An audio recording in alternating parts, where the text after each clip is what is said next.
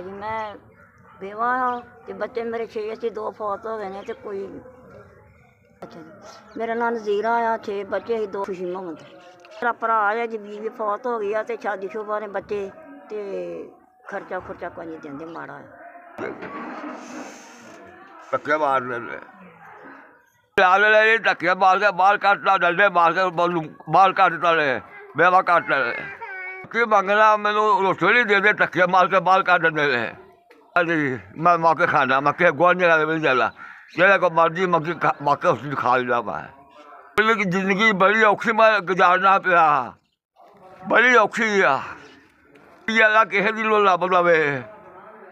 जमे ही सुख वास्ते मैनू सुख कोई नहीं होया दुख होया वो मैं दुख जी पिया की रब मेरा पिया आपे अल्लाह साफ करेगा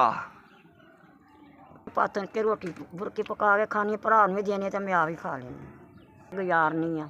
करके खा लेनी अपना शुक्र सोने रब का गुजारनी आ शुक्र करनी रब का रोटी बुरकी खा के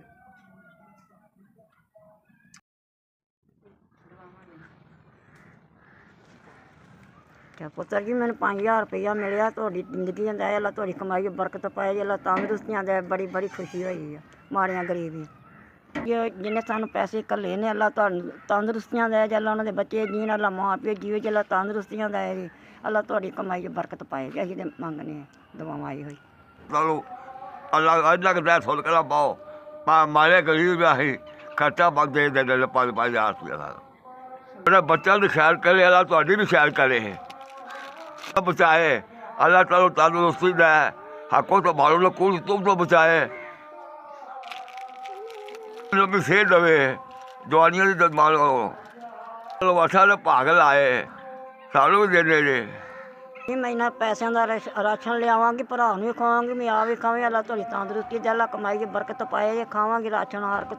दवावां दांगी खावागी तो